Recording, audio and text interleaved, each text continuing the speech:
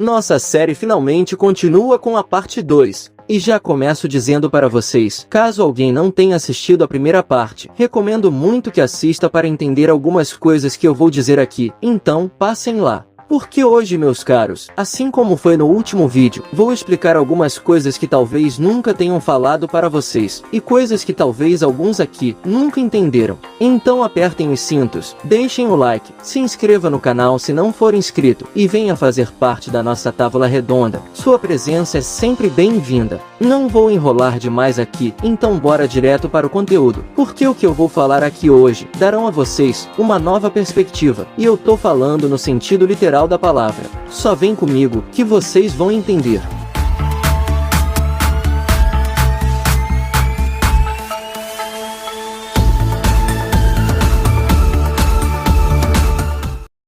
Para começar, vamos recapitular o contexto da primeira parte dessa série. Como vocês puderam ver na primeira parte, os mundos paralelos e tudo dentro da dimensão devem existir dentro de um padrão em que possam ser administrados, pois caso haja irregularidades que ultrapassem a capacidade da dimensão, isso fará com que o sistema solar entre em colapso. E essa regra vale tanto para a dimensão como a do Muncel, como também para a dimensão real do nosso mundo, pois cada dimensão no Nasoverso tem uma determinada quantidade de energia sustentando todos os mundos paralelos, e portanto, ela não consegue sustentar muitos mundos ao mesmo tempo. Ciente disso, vamos explicar melhor como tudo isso funciona. Eu disse para vocês imaginarem o Nasoverso como uma árvore. Essa árvore é composta pelo tronco e seus galhos. O tronco é o que podemos chamar de história adequada, ou pão humana, como os fãs normalmente chamariam. Os galhos são chamados de mundos adjacentes, e que crescem em paralelo ao tronco. Esses mundos adjacentes são diferentes da história pão humana, pois as regras desses mundos podem ter algumas variações, embora a sua base ainda seja a mesma. E para que você entenda no geral como tudo isso funciona, é simples. Nas histórias do Nasoverso, tudo se baseia naquilo que a humanidade acredita, cria, confia, ou imagina ser possível e até impossível. Em outras palavras, os mundos do Nasoverso como um todo, são todos baseados naquilo que a humanidade imaginou ou criou durante toda a sua história e existência, a consciência humana diante de todo o universo. Mas agora, eu quero que vocês esqueçam o exemplo da árvore que dei na primeira parte, pois esse exemplo eu usei para explicar como funciona o Quantum Time Lock. Agora, eu quero que vocês imaginem esses mundos paralelos, como terras que existem em paralelo à Terra. Se vocês entenderem isso, pronto, vocês entenderão a cosmologia do Nasoverso e o seu multiverso. Bom, os mundos adjacentes são na verdade terras espelhadas na Terra e que estão paralelas a ela. Ou seja, é como se existissem outros planetas terras, para além do nosso planeta Terra, fazendo uma espécie de efeito espelho. Cada uma dessas terras é o que chamamos de mundo adjacente, onde cada uma delas tem uma história diferente como base. Por exemplo, no mundo de Fate, a história é baseada na afirmação da humanidade, onde os espíritos heróicos podem ser convocados como servos e participarem de uma guerra do Santo Graal. Já o mundo de Tsukihime, por exemplo, é baseado na história humana, onde a convocação de espíritos heróicos é risível, e onde os apóstolos mortos, que são a antítese da história humana, estão no centro da história. Além disso, existem mundos que não são realmente nenhum, e outros tipos de mundos, que possuem elementos de ambos os mundos, por razões ainda desconhecidas. Fate Carnival e Fate Grand Order são bons exemplos, onde elementos de todos os mundos se misturam dentro de um só mundo. E por causa disso, o Nasoverso parece ser tão complicado, mas quando você entende isso, ele deixa de ser.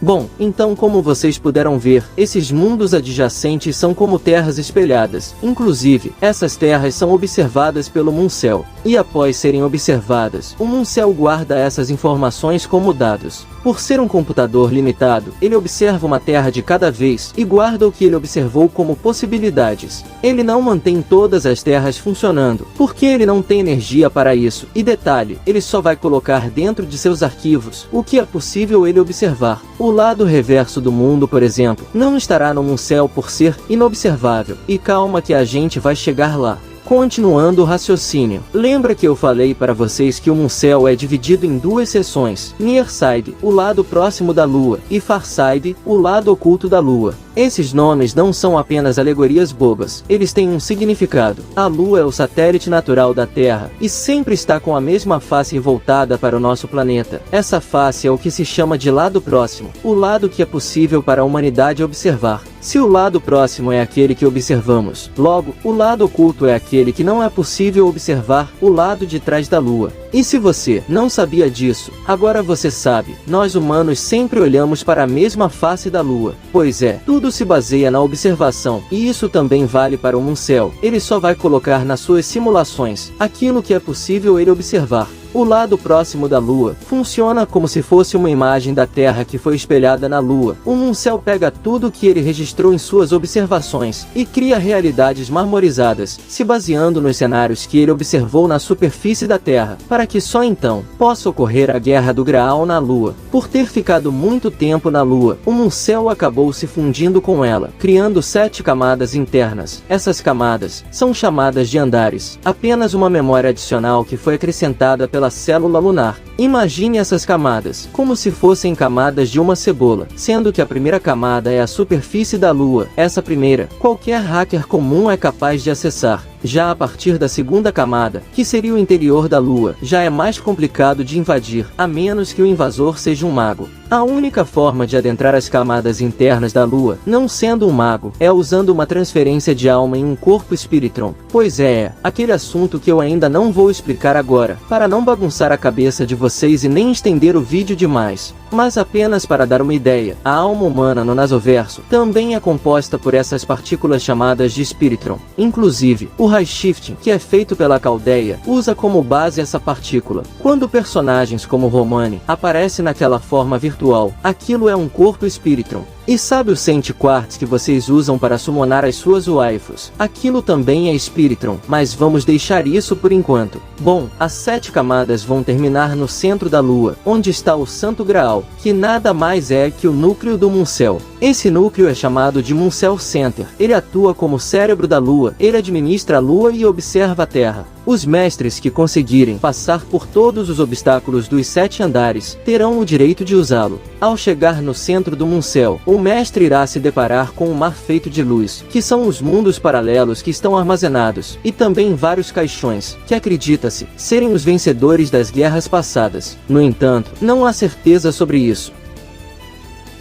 Explicado o lado próximo, vamos ao lado oculto. O lado oculto da Lua é onde está o espaço numérico imaginário, o universo de registro. Esse lado tem uma perspectiva de dimensão superior, mas vamos explicar direito. O lado próximo é baseado no nosso mundo 3D, na qual o passado, presente e futuro não são percebidos ao mesmo tempo, e onde o ser humano não é capaz de prever o futuro. Já o universo de registro, que é o lado oculto e onde está o espaço numérico, ele está fora do eixo do tempo do lado próximo da Lua, o que significa que nesse lado, o Muncel pode ver passado, presente e futuro ao mesmo tempo. Mas as dimensões aqui não se referem a dimensões superiores reais, mas a uma perspectiva superior, como explicado pela Rin, pois as dimensões reais e não reais do Nasoverse são baseadas no conceito da humanidade, e portanto, elas são algo mais como eixos de movimento entre física, realidade, fantasia, mistério e ficção. Tudo vai depender do observador. Isso parece bastante com a teoria da relatividade de Einstein, e daqui a pouco eu vou explicar isso para vocês, e vocês vão sair daqui entendendo com todas as letras. Bom, voltando ao assunto, o universo observado tem a seguinte regra: mude o que quiser, mas em troca você não poderá ver o futuro, mas poderá interferir na sua realidade para tentar mudá-la. No entanto, a Guerra da Lua é feita por um computador que tem controle total de tudo na Lua. Assumir o controle do Muncel é tomar controle dos dois lados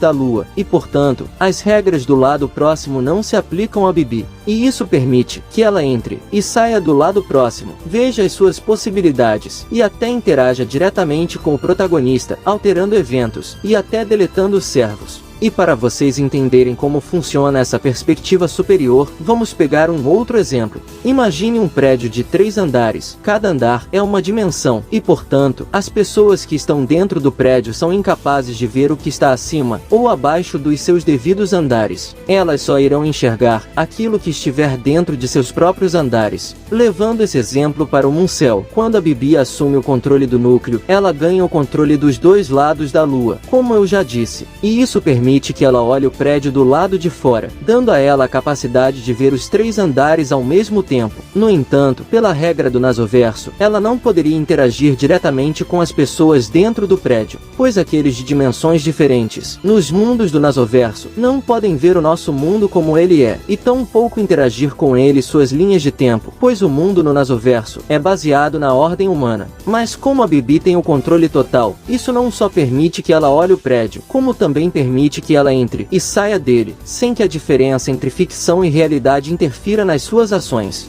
Inclusive, esse exemplo de ficção e realidade é mencionado pela Rani. Ela dá uma explicação bem parecida a isso que eu tô falando. Ela diz o seguinte: se os seres humanos na superfície da Lua pudessem ver aqueles que estão nas camadas mais abaixo da superfície, eles os veriam como fantasmas. Põe a scan na tela, produção. Mas é claro, pois como eles estão do lado de fora da dimensão da célula da Lua, eles não poderiam ver o mundo dentro dela como ele realmente é, e tampouco interagir com ele. A Bibi é uma das raras exceções a essa regra, pois ela se tornou a própria célula da Lua. E agora eu vou explicar como de fato funciona a questão desses seres de dimensões diferentes no Nasoverso.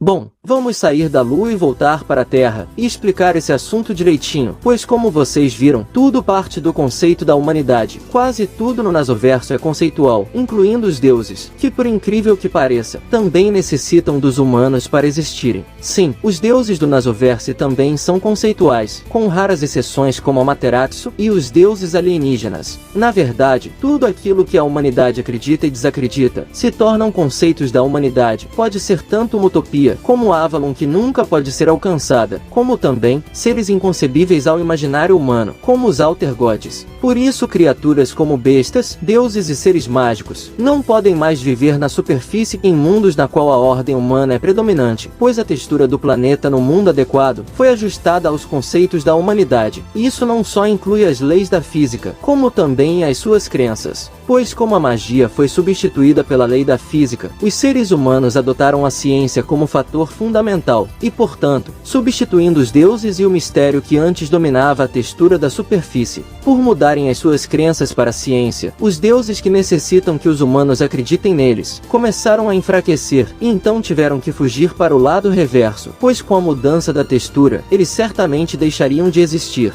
O único e último ser que tentou ficar na superfície se deu muito mal. O ser que eu estou falando é o dragão Albion. Quando ele percebeu que a textura estava mudando demais e que não sobreviveria, ele começou a cavar desesperadamente para tentar chegar no lado reverso, mas já era tarde demais. No final das contas, ele acabou cavando a própria cova, que inclusive está na mesma posição geográfica da Torre do Relógio. Ou seja, seres como esses que eu citei, no mundo adequado, são tratados como ficção e, portanto, a textura que se baseia na raça dominante automaticamente vai impedir esses seres de interagir e viver sob a superfície da Terra. E essa é uma das formas usadas por Alaya para proteger a humanidade sob a superfície do planeta, e também um dos motivos de ser impossível destruir a humanidade no mundo adequado. E se você quer saber um pouco mais sobre texturas, eu tenho um vídeo só disso aqui no canal. E como eu disse uma vez, para entender a árvore do Nasoverso e seus galhos, primeiro você tem que entender o tronco, que no caso é a história humana adequada. Bom, seres de dimensão superior que muitos adoram falar, não se aplicaria da mesma forma no Nasoverso, pois tais seres não podem existir na dimensão humana e serão tratados como ficção. Mas para não ficar só nas minhas palavras, põe na tela, produção. Continuando, um outro bom exemplo disso é os Alter Gods, os deuses do vazio. Sim, os Alter Gods que estão em uma outra dimensão também não podem se materializar no mundo humano, pois a mente humana não é capaz de conceber tais criaturas como reais. Eu tenho um vídeo aqui no canal onde eu falo só deles, vou deixar no card. Então, como os Alter Gods entram no nosso mundo? Vocês estão lembrados? Eles precisam de um ponto de contato, e esse ponto de contato é um hospedeiro. Assim eles conseguem se manifestar na nossa dimensão sem ter maiores problemas. A mesma coisa acontece com servos. No mundo adequado, eles só podem existir na nossa dimensão, através de um ponto de contato, que no caso dos servos é o seu mestre, que constantemente está fornecendo mana para mantê-lo no nosso mundo, pois os servos, como espíritos heróicos, também são de ordem superior aos conceitos da humanidade, e portanto, eles só podem interagir e existir no mundo adequado, através de um mestre, ou se encarnando como aconteceu com o Gilgamesh. Bom, em Fate Grand Order, Skadi explica essa questão dimensional falando sobre o lado reverso, onde existe todo o mistério da Era dos Deuses. Eu vou colocar as scans na tela, mostrando a explicação que ela dá em relação a isso, mas basicamente, ela explica que o lado reverso é inobservável, mesmo sob condições das leis da física. E ela diz o seguinte, que seres que são de um domínio inobservável, no caso dimensões diferentes, não podem ser tocados ou vistos. Isso derruba a teoria de dimensionalidade superior e transforma a dimensão em algo que é apenas para diferenciar a realidade da ficção. E para complicar mais ainda, bem no final dos diálogos, é dito que por alguma razão o lado reverso se tornou observável. Essa é a única explicação que ela conseguiu dar em relação a isso. E para dificultar mais ainda, se você jogou o jogo certinho ou assistiu os filmes de Fate Grand Order, provavelmente você viu o Goetia trocando socos com o Fujimaru. Isso não seria possível no mundo adequado. Agora eu levanto uma pergunta: por que essas inconsistências ocorrem neste mundo em específico? Pois nessa linha do tempo, até os alienígenas interagem com os humanos. A resposta para essa pergunta é bem simples. Basta olhar o que tem de diferente no mundo adequado, que não tem em Fate Grand Order. Acho que agora alguns já devem ter imaginado. Se você disse ordem humana, parabéns, você acertou. Como a humanidade foi incinerada nesta linha do tempo, todos os seus conceitos, incluindo a textura da superfície do planeta, foram completamente queimados, e por isso, o mundo em Fate Grand Order é totalmente branco. Esse mundo branco significa que ele está sem texto, o que permite que outros seres de outros lugares se manifestem, escrevendo novos textos como os Lost Belts, para tentar tomar aquilo que um dia pertenceu à humanidade. Ou seja, a Terra de Fate Grand Order já não mais faz distinção entre realidade e ficção, dando total interação de outros seres com os humanos que sobreviveram. Por isso Fujimaru consegue ver seres como fadas, deuses, bestas e tantas outras criaturas, que não seria possível enxergar no mundo adequado, e tão pouco interagir com eles. Mas o restante de tudo isso, eu vou falar na próxima parte desse vídeo. Hoje foi só para concluir que as dimensões são relativas, e serão contempladas de modos diferentes de acordo com o ângulo e o tipo de observador. O princípio da lei da relatividade é bem parecido a isso, e isso mostra que o Naso sabe bem o que está escrevendo, e adaptou essas regras entre realidade e ficção, duas perspectivas completamente diferentes. E agora, só me resta agradecer a todos os mestres e servos que me acompanharam até aqui, e também a todos os grandes mestres e servos que enviaram esse vídeo a seus amigos. Até o nosso próximo vídeo. Fui, valeu, e tamo junto!